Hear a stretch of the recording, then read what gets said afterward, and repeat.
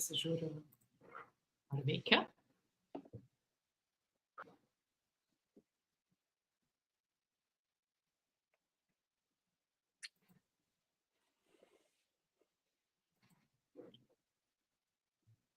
Yep, everything works.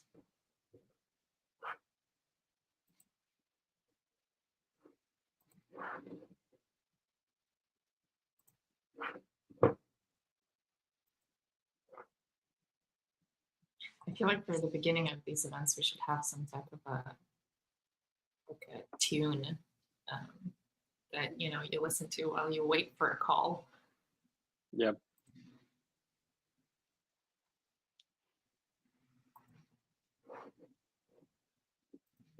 We'll wait for a couple of minutes then, and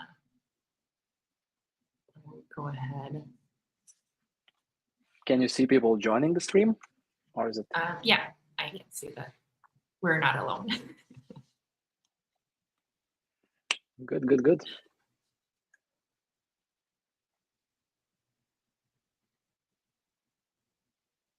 Not too bad if we're alone, though. I'm sure we'd have a great conversation. Yeah.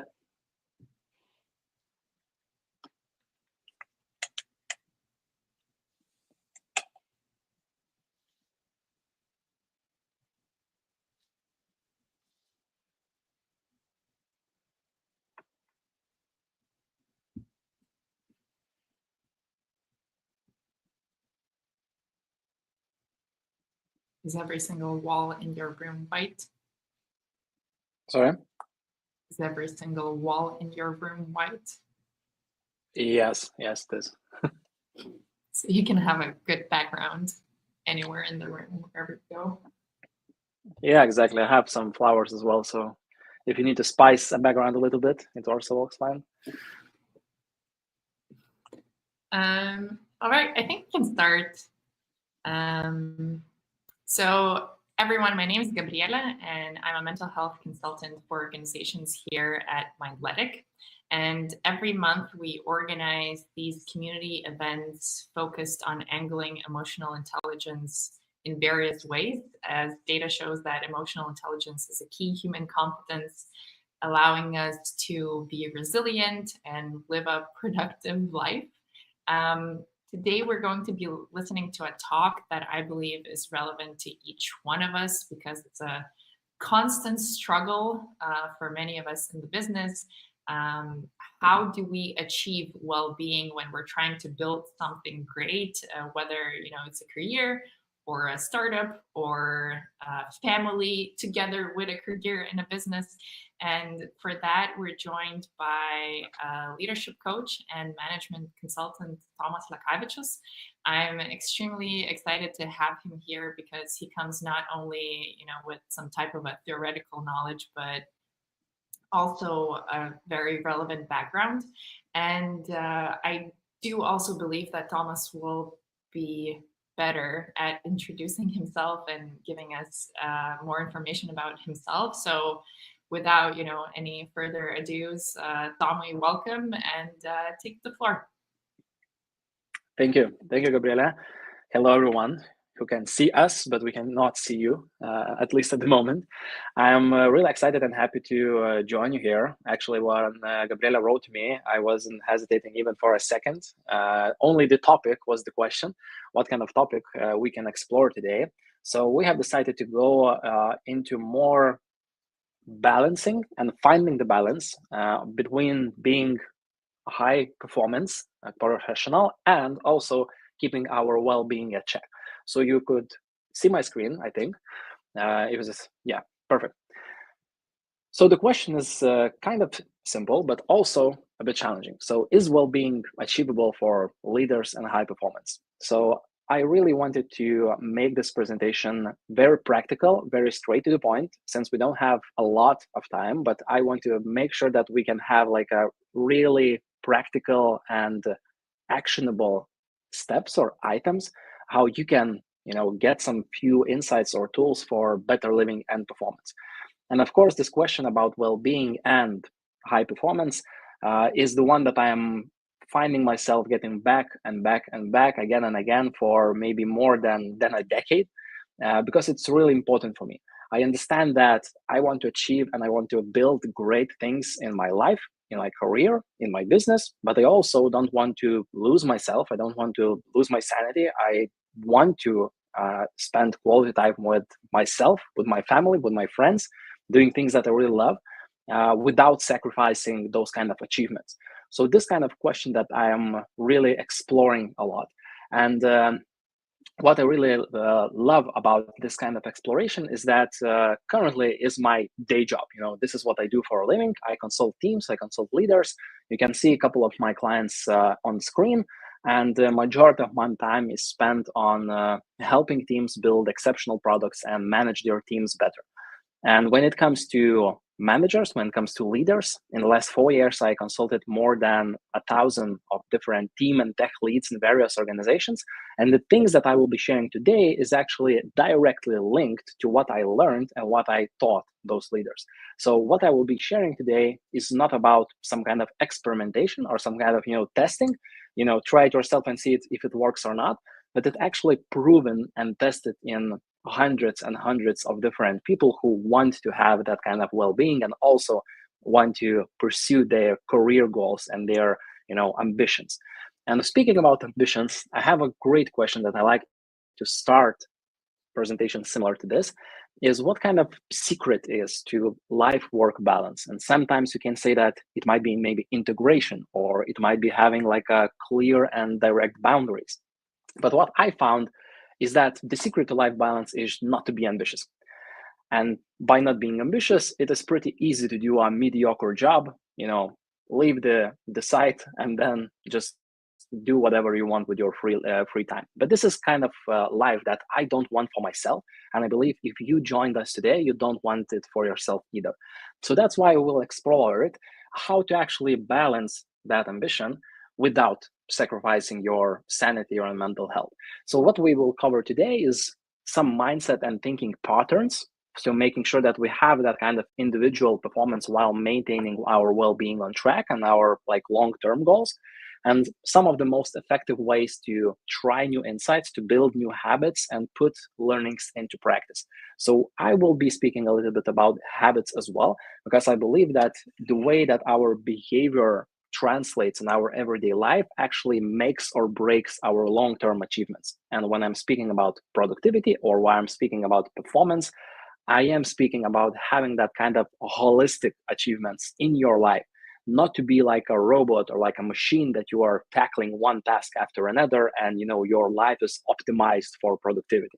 And even though that I like that kind of engineered like or machinery like vocabulary when speaking about humans, but don't get too distracted with that. We will go right into the practical items and practical advice. And starting with point A and point B, which sounds super simple, yet often it's kind of misleading, or we often forget it. Because sometimes instead of just, taught more, we need to be reminded more. And when we're speaking about point A and point B, it's all about understanding our unique current position, our characteristics, our current advantages or disadvantages, our current context, and also understanding our end goals. Why I'm speaking about having that kind of point B and point A, because if there will be no point A and we will always only have point B, so like our goal, it will be very easy for us just to read one book, how to be a millionaire or how to build a startup or how to maintain a perfect mental health, and that will be easier to achieve. But our starting position is super unique. That's why I have sometimes a bit skeptical view on biographies, because in a lot of time when we are seeing those kind of super successful people, we often forget that timing or only luck is also a huge value in that equation. We need to understand that sometimes people really get lucky, and that's why those kind of point A and point B truly matters. So understanding what is your end goal is the very first step. in order to achieve that peak performance. And when I'm speaking about your end goal, I'm not speaking about the KPIs or OKRs that you need to achieve in like this month or this quarter, or the financial goals of your company, but I'm speaking about your personal goals. What exactly you are trying to achieve in your life? What truly matters for you? I sometimes suggest to make a list of things that, if true, you will feel that you are successful. And I'm not speaking about the amount of money that you have in your bank account, but I'm speaking about the things that you, for example, spend your time. And in this list of, I know that I'm successful when, for me, for example, is that I'm able to spend at least 5 or 6 hours with my kids and with my wife and with my friends every day. And I know that if I spend that quality time with the people that matter the most in my life, I know I'm successful. I know that I'm successful if I'm able to move physically in one way or another, at least for half an hour or an hour per day. And I know that it makes sense for me in my long-term goals, and I know that I'm successful then. So these kind of lists can help you to understand that it's not only about some kind of external achievement, but it's also about how you spend your attention, your energy, and your time. Also, when we're speaking about point B, it's easy to forget it. It's easy to get lost in our day-to-day business of everyone requiring our attention. And I'm not only speaking about our mobile phones or social media, but I'm speaking about our daily jobs, for example, where we are bombarded with different goals and with different indicators and metrics that we need to follow, so we forget what truly matters for us in the end of the day. So think about, what is your point B? What exactly you're trying to achieve? If we're speaking about peak performance, how you want to have that peak performance. I like to share this example with my clients, especially with leading a team, is that, okay, you might find yourself in a situation that you are actually achieving the result. You are, for example, on budget, you are on time, and everything seems great. But what if your team is burnt out? Everyone is angry, they don't want to continue working with you. You have a lot of, those kind of stupid conflicts going on that they are unresolved, and you have a lot of different turbulences that you are unable to solve. And there were a lot of stress, and there were a lot of sleepless nights, and there were a lot of time that you stole from your family or from your leisure or just from your winding up in order to make that goal possible. And sometimes it's legal, right? It's okay if you need to really buckle up, you need to really focus to achieve something that truly matters. But it's about point B, and it's coming back about what truly matters for you. And I see those kind of results from time again and again and again. Before becoming a consultant, I was leading teams myself, and I often visited London, Tech City, which is basically like Silicon Valley, but in London, where the majority of huge corporate offices are located, such as Meta, Google, Amazon, and others. And if you go to any kind of pub and you are starting to talk with a startup founder, you will quickly realize that they are speaking mostly about three main things. It's about scale, and it's about scale. So that's the only thing that matters. And that you are seeing that, okay, in the first half an hour speaking with new people, they are speaking, okay, I want to raise additional investment round. I want to expand my team. I want to go to this market, to that market. We want to expand to Asia markets because there are a lot of untapped potential. But later on, I'm speaking with the person and I'm saying, okay, that sounds cool, but what about yourself? How you like to spend your free time? That half an hour per day that you probably have after leading that kind of complicated startup.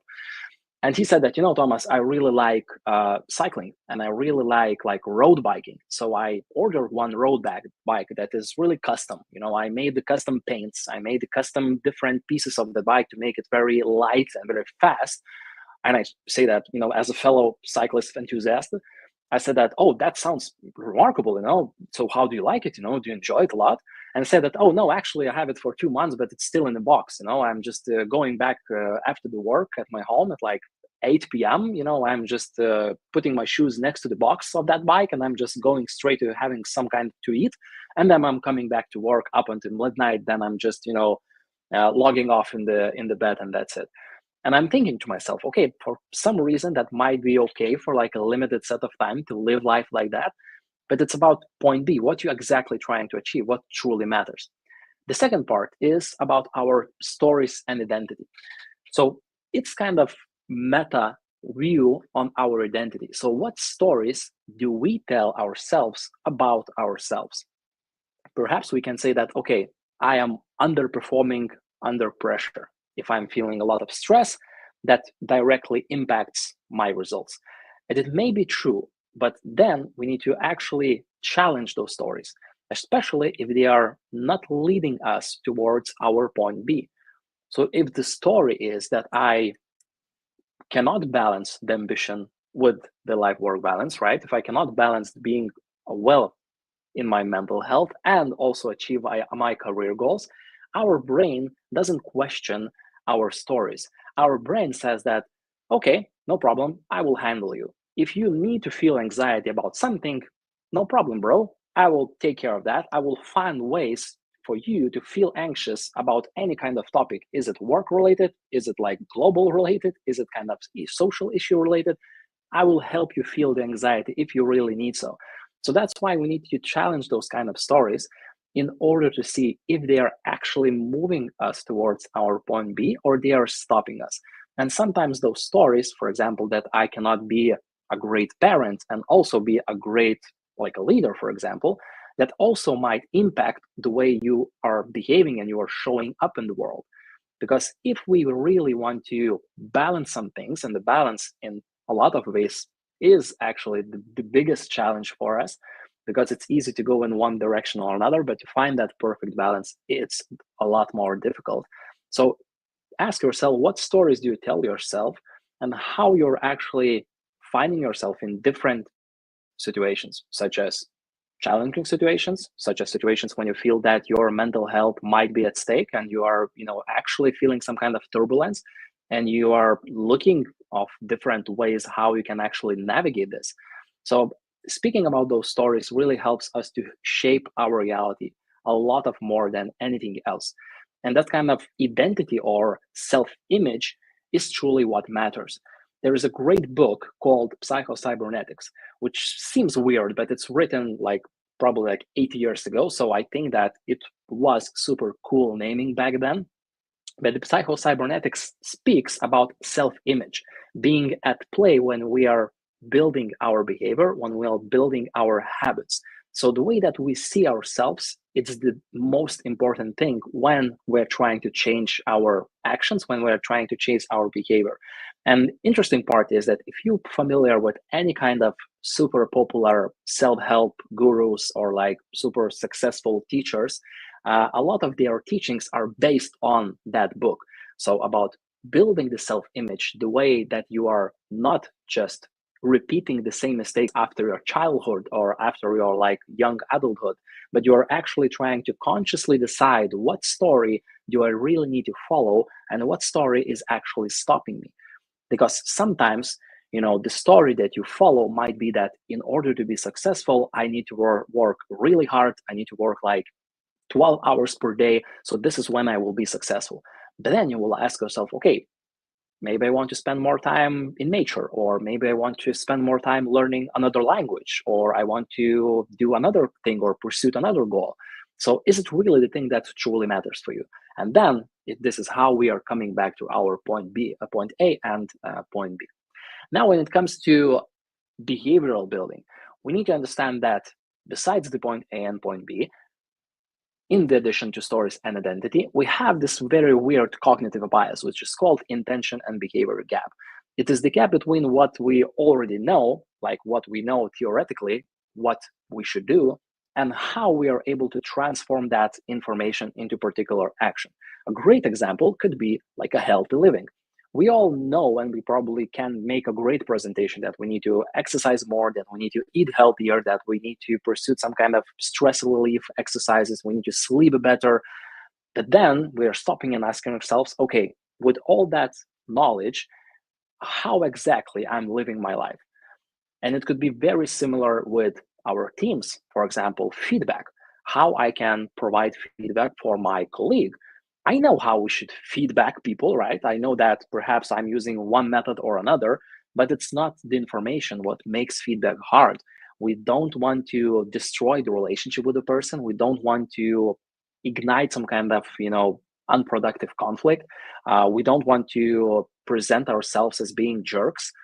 We don't know. We are maybe doubting if that feedback that I'm providing is actually valuable and is actually valid. So this is what makes the feedback really hard, and not about the lack of information. And sometimes we like to seek more and more information rather than coming back to ourselves and reflecting what I'm already know, but I'm not doing. The journaling is a great way of doing that.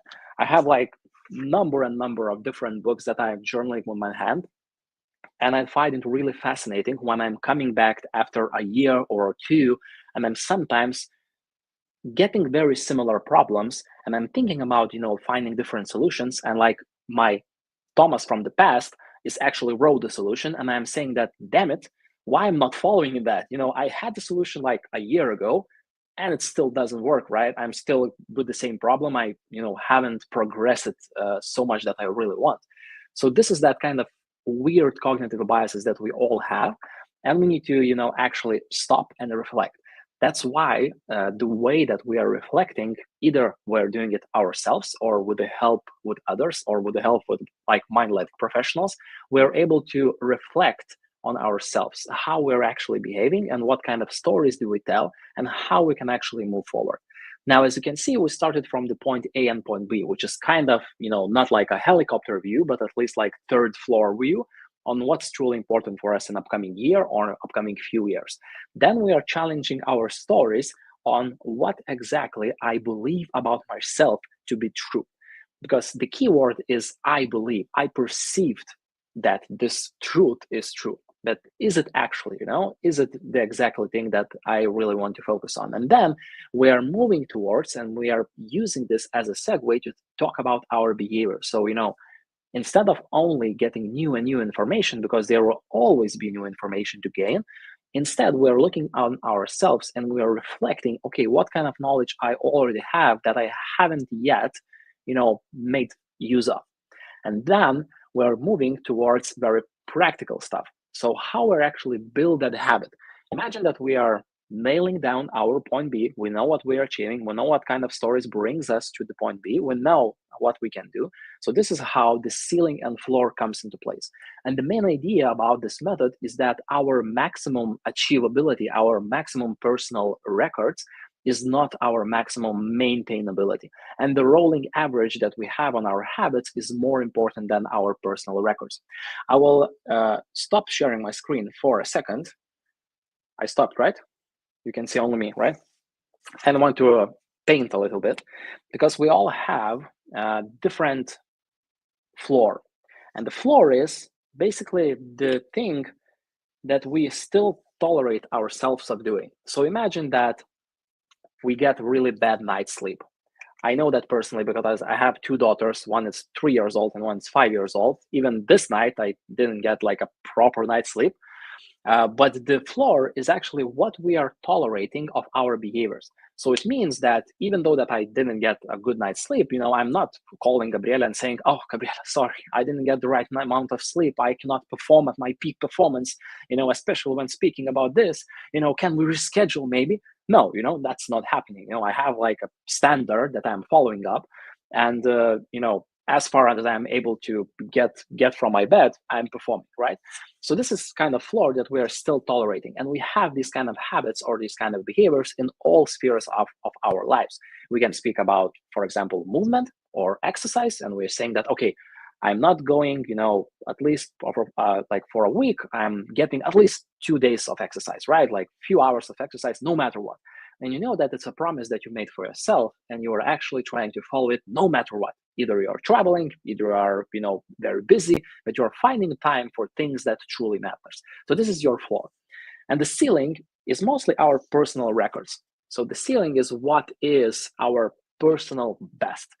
Imagine the day that, well, currently we are unable to have like a objective, the peak day of your career, but maybe sometime in the future when artificial intelligence will rule everything, we can say that, for example, okay, the 2034, like December 2nd day was the peak performance of your career. That was like the best day ever of your career. There were like everything were going smoothly, the communication were golden, and you achieved the results were the most important things that truly matters for you. So this is kind of your maximum achievability, your actually ceiling. And the interesting part is that we are performing in this kind of gap between our ceiling and our floor. And how predictable our performance is based on the gap between our ceiling and our floor. So the bigger the gap is, the less predictable our performance is. Now imagine, what is the easier to improve? Is it easier to improve your worst day possible, or is it easier to improve your best day possible?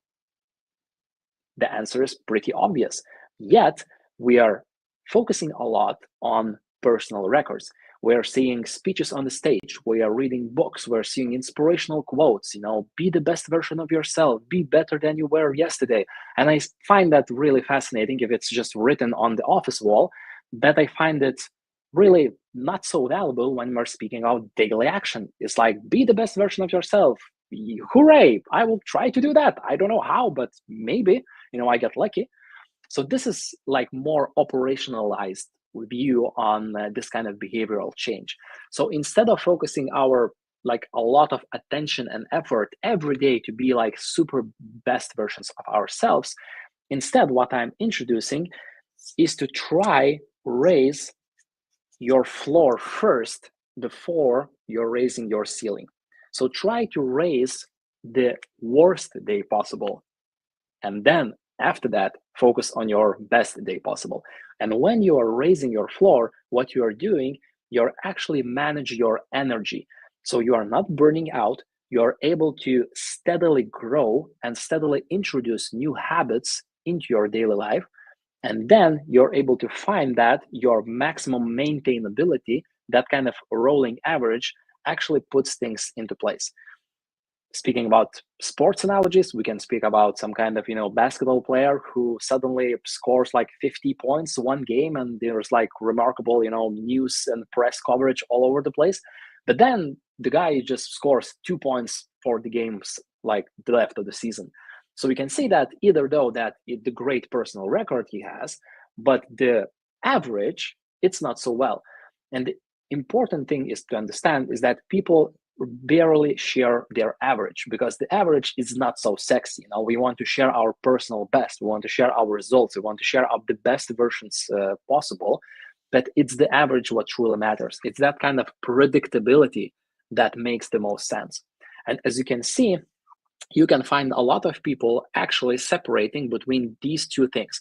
We can find some people that are super pro mental health, and they are saying that, stop and smell the flowers. You need to meditate for 6 hours a day at least, right? And you need to, open your chakras and everything. So you can see this kind of like super right in the one place, in the one side. But then we can also see the hustle and grind culture that you need to wake up at 3 a.m., go to cold shower, then, run a marathon before your work day starts, right? And you see those kind of people that are running towards very different directions. One are running towards like burnout, and the other one is running towards the risk of being not so much ambitious and not achieving the things that truly matters for them. And the idea is that we need to balance those things, and we need to understand that, okay, there is a place for us to reach our final results and to reach our records, but also there is a place to improve our floor and try to raise that floor. And what you will see after a while, when you have been raising the floor systematically, is that your performance will become more and more predictable. And I know that predictability may not sound so awesome, and we may not hear it from the stage of like TED Talk, but it's what actually makes sense in the long term. And especially if we don't want to burn out ourselves, but still achieve things that truly matters for us, and still have that ambitious and still be able to actually balance those two things.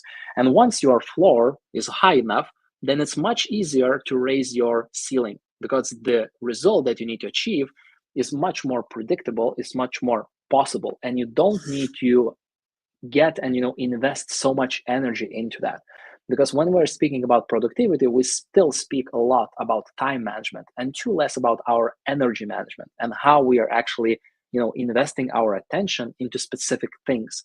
So if we are just being all over the place, and we are, getting our energy in one way or another, it's super hard to us to maintain that sanity and well-being in place when we are achieving those kind of huge goals. So I'm coming back to my screen, and as you can see, the main idea is that our maximum achievability is not our maximum maintainability. And even though that we all can have those kind of periods of time that we are performing at like 12 hours per day, but we need to understand that it should be finite. It should have like the end day when we are actually finishing this, because we are maybe rolling out like a huge project, or we are building a relationship with like a specific client, or we are actually trying to launch a new product. And of course, there might be a few weeks or maybe even few months, but it shouldn't be few years, because it really then will set up you for a failure in the long term. And when we're speaking about handling that kind of ambition and being high performer with same minds and with the balance of your mental health, we need to understand that the personal record really matters, but we also need to focus on balancing those kind of two different worlds. So I really want to actually finish my presentation with the one thing that might sound also a bit challenging, but what we need to actually understand is that we need to not do our best, but do what's required. So what's required for our goal, what's required for our point B, which is not only like machinery-like productivity, but it's more about what kind of life I want to build myself and how I want to use a career, a business, a job, a service as a vehicle for my point B. Because sometimes what requires is bigger than our best. So it means that our best needs to get better. And this is what I want to leave you today, is to focus on what's required for my point B, and to actually focus more on yourself and try to actually reflect what truly matters for us, and what kind of stories do I tell myself, and what kind of knowledge I already have but I'm not getting used to, and how I can build my habits using ceiling and floor mechanism to ensure my maximum maintainability in the long term. So if you want to know a little bit more about myself, you can scan the QR code and just add me on LinkedIn. And I believe we still have time for your questions that I will ask Gabriela to moderate this for me. Yeah, absolutely. So if anyone has any questions, please message them in the chat. While we wait for that, thank you so much for sharing this. I've been making notes the whole presentation myself because I want to come back to those and look into it for myself. I wrote down some, quotes of yours. I really love that average is not so sexy, which is so true. But actually, it should be the sexiest thing, something that we aim for to improve. And I was also laughing a little bit when you were talking about this example of, a hustler who wakes up at 3 a.m., runs a marathon, blah, blah, blah. Aren't you someone who wakes up at like 5 and then also works out extremely early in the morning as well? Or I feel like that's what I remember from following you on Instagram. Yeah, it's actually happening a lot. But it's also about finding the right balance. I actually focused more on my sleep currently, for example. So I'm keeping my waking time at like 5 to 6 a.m., which is, for me, it's not too early. I was running actually an experiment a while ago when I was waking up from like 3:30 or 4 a.m. for a while. It's not the experiment that I would recommend anyone to do, but it was just interesting to actually, push myself to the limit and see if it's, possible. So spoiler alert, it is possible to, crank more tasks within your day, but then the energy level is super low. So it's better maybe to have, less hours a day that you are, giving to work, for example, but have those in like higher quality and being able to focus, but yeah, I'm trying to actually sometimes to push myself also, maybe too extreme. Yeah. Yeah, I mean, it sounds cool and good. Exactly. Yeah. Good on you. This is exactly what you said. Yeah. this is exactly what you say. What you said, your great catch about the average being the sexy, because what we learn is, for example, in Instagram story, it's cool for me, to post a photo that, oh, look, I'm, on the cold plunge and I'm biting the huge chunk of ice, and it's super cool, right? On the other hand, it's super cool to post some kind of thoughts on LinkedIn that you spend a weekend away from just meditating in the forest, and you have like another extreme. But it's about your day-to-day life. It's not about that you think that you are doing like once a month, for example, or once a week, but it's about, okay, look at my average day and think about, okay, how I can improve that average, because the average is actually by definition the average days. And what I'm saying, I always like to stress that out, that I'm not saying about like machinery like productivity, that you're just cranking one to-do list after another. I'm saying it's about also like, okay, if I'm seeing at my like average day, so how much time I spend with my kids, what kind of quality is that time, either I'm like looking one eye at the basketball game and one eye to my daughter, or is it like full attention to my daughter, what kind of quality I have in that time, how I am exercising, or how much, what kind of stress levels there are in my life.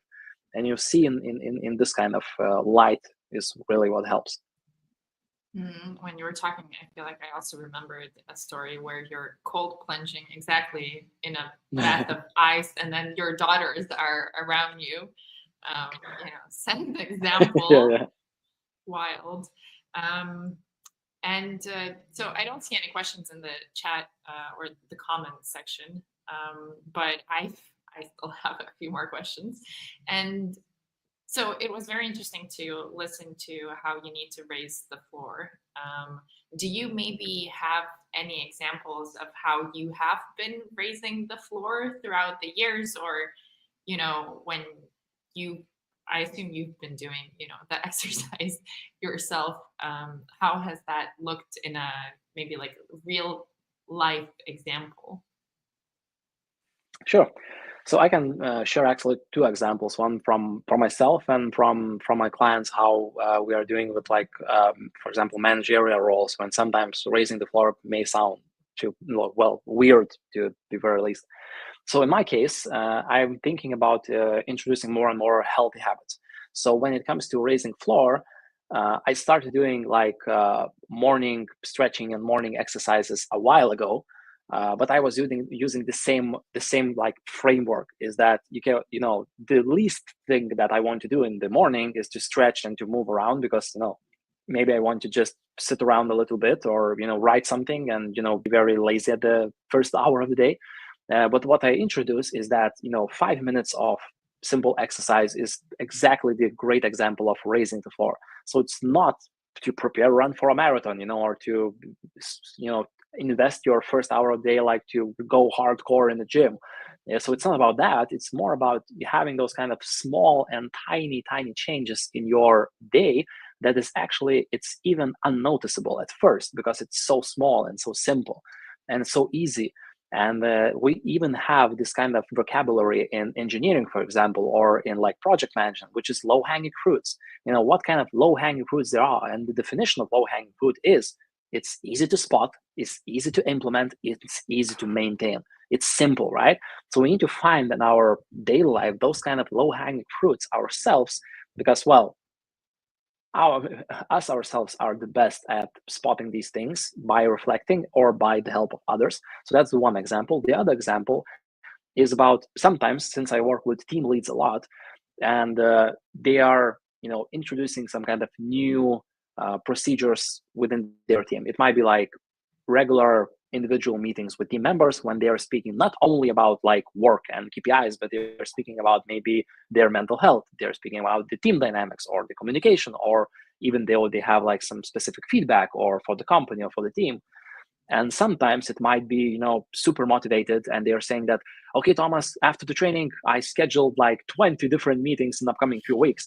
And I'm saying, whoa, you sure you want to do that? Right? Don't want to start with like few meetings a week and then expand later on, when you are actually nailing down and not adding too much pressure on yourself.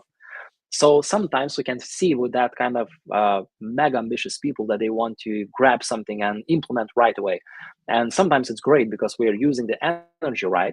But sometimes we need to understand that, okay, what if I am, is it in my power to maintain those kind of 20 different individual meetings in a couple of weeks, or is it will be like once off great initiative and then we will lose it? So this is kind of small changes that I can see a lot, especially in the teams. And you can see that, okay, maybe we can, if we are a remote team, maybe we can start the meeting with like few minutes of some kind of warm up because we haven't done it before. And we need to socialize at least a little bit because we are seeing each other like real faces once a year, for example, some kind of, summer meetup or summer camp. So these kind of small changes are actually, I think, underrated because we can have a lot of them.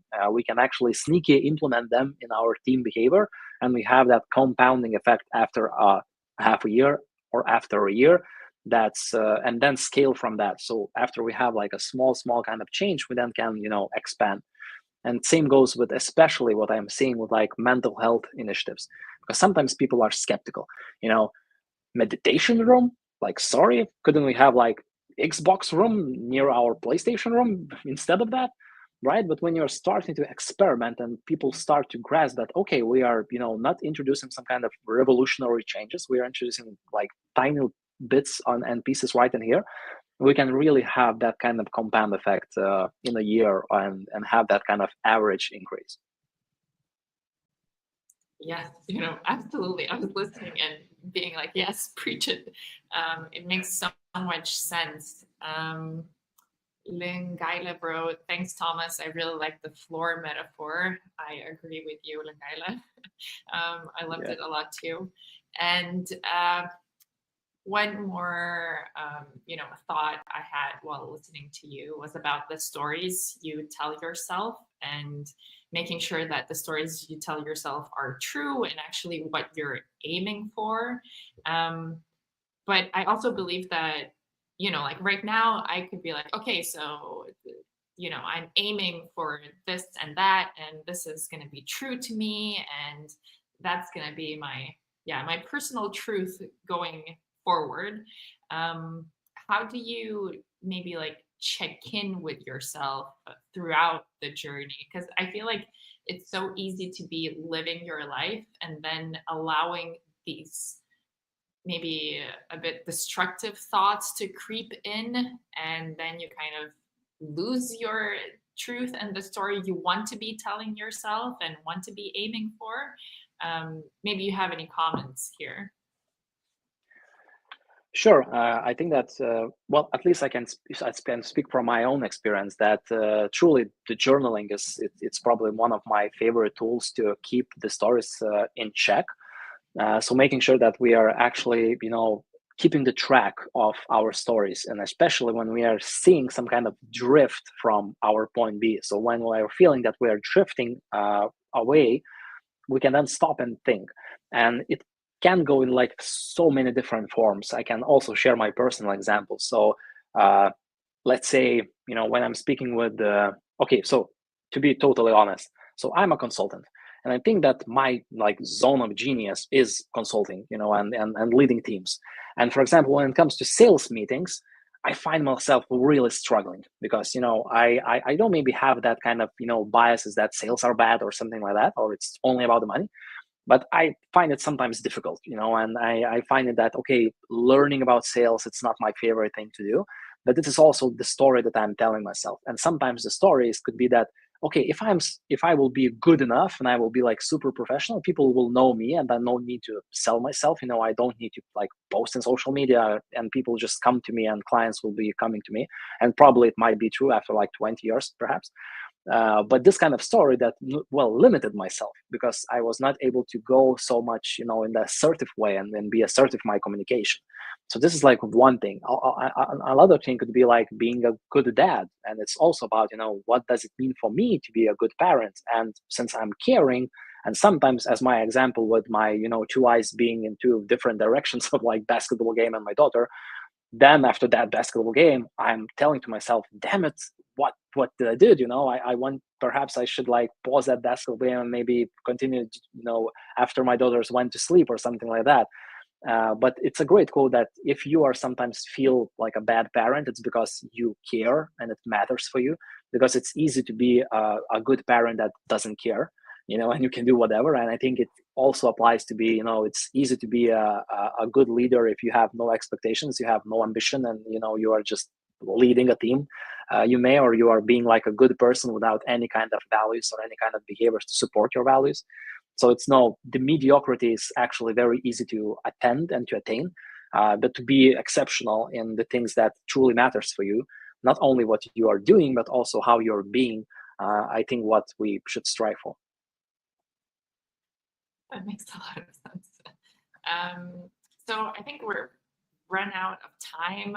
I just want to say thank you so much for being here and for talking to us about, what truly is a really difficult topic at times, because it's something that we tackle every single day, and we try to balance, but that's not always that easy. And I really encourage everyone to watch this recording later on, maybe if you want to go through the slides again and look into those kind of recommendations or the path that Tomas was leading us through, because I feel that I will do that maybe during the weekend.